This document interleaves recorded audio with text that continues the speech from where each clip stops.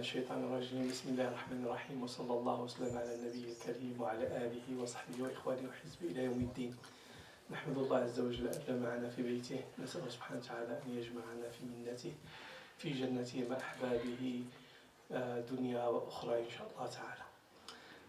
As you can see, Brother Izzuddin is reminding me about the time, so I have 20 minutes. I'm going to take 1 minute for a quick introduction, or I'll skip the saying that I'm very delightful and honored and pleased to be with my brothers and sisters in this community.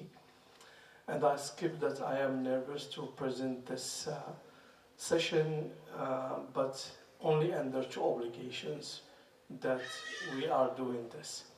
One is the obligation of Hadith of Rasulullah sallallahu alaihi wasallam, لا يؤمن أحدكم حتى يحب لأخيه ما يحب لنفسه. That none of you shall believe or will be a believer until he loves for his brother what he loves for himself. We know about this man, we know about this madrasa, this school, and we want, because we love our brothers and sisters in this community, we want to share this. The second obligation is that this is amana from the Imam Yassine to all the followers and the people that they believe in his school, to convey his message. So we ask Allah subhanahu wa ta'ala if there is any shortcoming to forgive us for in doing that. And we ask Allah subhanahu wa ta'ala to make this session to be a bridge to open the appetite of many of us, inshallah ta'ala, to explore more the wealth of the answers that he left behind for many of the questions that we are struggling with. So in this, inshallah ta'ala, I am kindly, the session is about the centrality of the youth and the Quran in the school of thought of Imam Abdessalam Yassine. So I am kindly going to invite Imam Yassine with us, and we're going to turn this session to Q&A, and we're going to call it We Ask and Imam Answers. So just imagine with me, inshallah ta'ala, that the Imam is here and he's going to be answering. The answers are going to be almost direct wording of Imam Yassine from his books, or some paraphrasing for clarity and simplifying the idea of Imam Yassine, inshallah ta'ala. So without delaying more, I'll go with the first obvious questions. Why youth? Imam Yassine, why? Why this emphasis on the youth? Answer, Imam Yassine. Because the youth is, as an age, is the spring of the life. And as a group, and a group of people in this community are also the offspring or the spring of the ummah. And الشباب مادة الأمة وعصبها وقوتها. The youth are the assets of this ummah, they are the backbone of this ummah, and they are the strength and the muscles of this ummah. And because our youth are always targeted by all kind of ideologies, all kind of social movements of changes, they are targeted all the time, and because of that, sometimes we find them in a confusion, if we don't want to exaggerate and say in a crisis. And that crisis or that confusion, because of that thirsty fitra inclination towards the Islamic inclination, that they are asking always this question: how can I overpower my desires? Why I am the slave of my own desires and my own whims? And the question that they are always asking is, how can I fill out or up this emptiness inside of me? How can I fill that emptiness? Unfortunately, the people that we expect them to answer those questions are busy chasing the bid'ah and trying to stop the bid'ah. Imam Yassine, do you think that the youth will respond more than the older generation, elderly people or younger people? Answer, Imam Yassine, the youth were always and is still the first and the best people to answer the call of Allah subhanahu wa ta'ala and the call of renewing of the da'wah of Allah subhanahu wa ta'ala. They were always, and the Quran tells us, Allah subhanahu wa ta'ala says, فَمَا آمَنَ لِمُوسَى إِلَّا ذُرِّيَّةً مِنْ قَوْمِهِ. None believed with Musa except the offspring of his ummah, that's young people. Rasulullah, most of the Sahaba, they were at young age when they follow and they believed in Rasulullah. And Sayyidina Ibrahim was a young man. And many of the Salihin and the Anbiya and Mursaleen. The youth usually answers because of a couple reasons. They are not shackled and chained with the habit of years. They are still young, 18, 17 years. They are ready to go quickly and cut off with some 1 year, 2 years habit versus 60, 70, 80 man or women that they have been used to certain lifestyle and habit. The second one is that they are less burdened by the family duties, work, paying the bills, and taking care of the family members. And the third is that they are not chained with that web of relationships that makes their movements sensitive, that, oh, because I know this person, I know this family and this, or this and this. So that relation, it's kind of like a roadblock for the other category of people to answer the call of Allah subhanahu wa ta'ala. Imam Yassine, question: what are the factors that if those youth answers the call of Allah subhanahu wa ta'ala, that makes the change slow, and sometimes we find them that they are doubtful about what they believed initially in? Good question. Imam Yassine is answering. There are three factors. The first one is this inheritance of the fitna that we carried with us as an ummah, and these generations of conflict. Sunnah, Shia, Sufi, Fuqaha, the sects of this, and halal, haram, bid'ah, all of that inheritance that can make some of the youth a little bit not in a place where they are firm in what they want to do and pursue.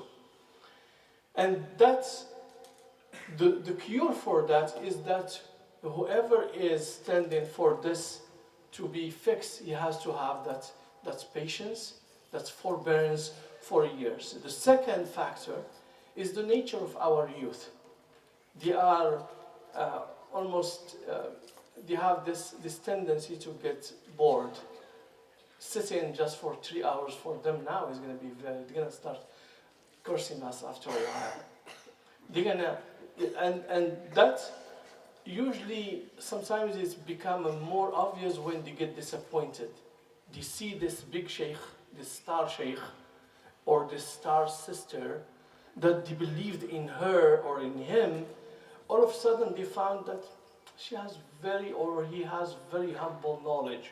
Or they find out that he was involved in haram stuff. So they get disappointed and they start giving up on that first excitement. The third one is that the nature of our Islamic work, it's not 1 year work, it's not 2 years, it's not 1 month, 3 months. It's long way, so that requires someone with the patience and with needs that anchors those people that can be everywhere in this room, that if someone gets bored or gets tired, say, believe Allah subhanahu wa ta'ala. The Jannah, قُولُوا لَا إِلَهَ إِلَّا اللَّهُ تُفْلِحُ. Rasulullah was not telling the Sahaba, oh, if you stay with me after, inshallah, the conquest of Mecca, I'm going to give you to become the governor of Sham. He was saying, Man mata Jannah. Believe and you're going to be successful, inshallah. No promise. So that's one of those three factors that slow down the change. Number 4 questions. So obviously we're going to ask, what is the solution? What is the cure? What is our responsibility? Imam Yassine, word by word, saying, مسؤوليتنا أن يصبح الشباب دواء لمشاكل الشباب. That's our responsibility for the youth to be the cure of the problems of the youth. And then the youth, if we turn them to become a Muslim, mu'min, and inshallah muhsin youth, they're gonna be fixing the azma, that crises of the youth that they are going through. So the mu'min youth will be the solution of the Muslims, the youth that are around them. Our responsibility is to save them so they can save Islam. Our responsibility is for the Islam to make justice and to be just with them so they can champion the cause of Islam. Our responsibility is to prepare them to be the jund, to be the army of Islam, to defend Islam. There is nothing that is fascinating than a group of people believing in an idea. What if this group of people believe in the deen? The deen of Allah, the only deen that Allah subhanahu wa ta'ala is accepting, Islam. So when we prepare this youth to believe in the deen of Allah subhanahu wa ta'ala, the sky is the limit of what they can do. And we need just as our responsibility to work with them, to be patient with them. The shuyukh that we are impressed, and we were impressed with them, at some point no one believed in them. They were 17, 18 years old. All those stars that are now also in the United States, and we are fascinated by their speeches, they were 16, 17, 18 years. We need to see them in that way, inshallah ta'ala. By simplifying this, the solution is al-futura. Al-futura, the question. You, Sheikh Imam Yassine, you mentioned the word of futura. And the Quran also mentioned the word of futura. إِنَّهُمْ فِتْيَةٌ آمَنُوا بِاللَّهِ آمَنُوا بِرَبِّهِمْ. So what is the futura, Imam Yassine? The answer, Imam Yassine. The word of futura was mentioned 6 times in the Quran. Masculine, feminine, and also singular and plural. And it came in different places in the Quran. One of them is Ibrahim alayhi salam breaking down and destroying the idols. So the futua here is bravery, is being courageous. The second one is in the example of Musa and his servant Fatah Yusha, and that is khidmah. So with the two concepts, we find that the futua is to be brave and to do the khidmah. Another way is to be brave and humble. Brave and humble. You break the idols and you serve the deen of Allah subhanahu wa ta'ala, you serve the community, we serve the cause of Allah subhanahu wa ta'ala. There is a third concept, is the futuwatul bina. So the Ibrahim was destroying. The futuwa of building and construction is the futuwa of Rasulullah sallallahu alaihi wasallam, building the community from Jahili from Mecca time to Medina time, from Ta'if, throwing stones and rocks on him and bleeding him, to Ta'if now that we dream to go and visit that place, that he turns them all to Muslims. So the futuwa of bina is 2 qualities, is patience and manners. To be patient in serving Allah subhanahu wa ta'ala's cause, and to have the quality of Rasulullah that the deen is mu'amala.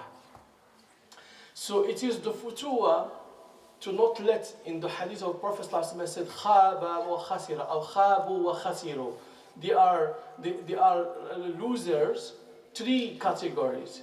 And he mentioned the one who drags his clothing behind him out of arrogance, and the one who mentions his favor when he does them to someone.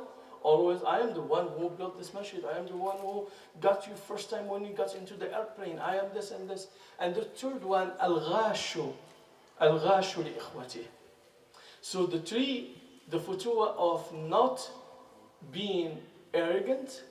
Two is to, we said, the second one is not to be doing to mention the favors over others. You never mention. You do the khair, you forget it. The third one is to not betray or cheat the community, your brothers and Muslims. The last question, inshallah ta'ala, before I read one text. So what is Imam Yassine last word? The last word of Imam Yassine, answer. Usually we find a young person, young man, young woman, having some beard, shortening their qamis. The sister read hijab, and they read couple books, and they come and they say Shafi'i was wrong, Imam Ahmad bin Hanbal was mubtadi', so and so they are doing bid'ah. This group of people are fasiq, and this. So these are dangerous people, and they need to know where to go to get the deen, the true deen of Allah subhanahu wa ta'ala. What we are looking for is a young people that the first thing that they're gonna be looking for is to cure the diseases of their own selves before start chasing the mistakes of others. Before they start finding out who is Muslim and non-Muslim, who is going to Jannah or is not going to Jannah. We are not gonna be able to do any salah if that's our aim, or the aim of this young person, that is to look after people's what they are doing, whether it is sunnah or bid'ah, and he is not aware of the sins and mistakes and shortcomings of his own selves. It is not possible for someone like me to remind the people, if I haven't been reading Quran since last month, if I didn't do my Fajr Salat or my prayer on time, if I am not even coming 5 daily prayers and I'm not doing the dhikr of Allah subhanahu wa ta'ala, the ghafil cannot remind the people.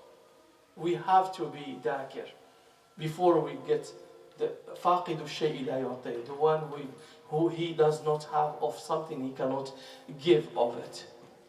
The last word is this: whoever wants the hubb of Allah, عليه بأحباب الله، عليه ببيت الله، عليه بكتاب الله، عليه بذكر الله.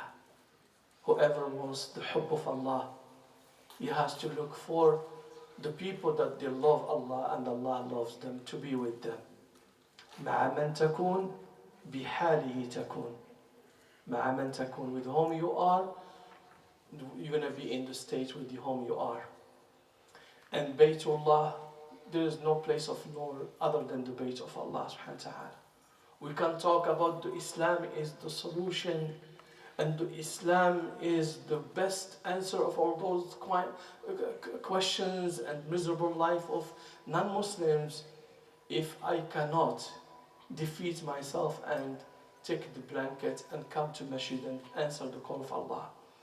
And Kitabullah is the message and the way. And dhikrullah, whoever does not make the dhikr, he is dead. مثل الذي يذكر ربه والذي لا يذكر ربه كمثل الحي والميت. I ask Allah subhanahu wa ta'ala to make us among the ahya, among the living people, and to protect our community and our youth and make them, inshallah ta'ala, be better than us, and to take the light, the torch that is with that fire, and to make it bigger and more illuminating, inshallah ta'ala. أقول قولي هذا، استغفر الله، جزاكم الله خيرا.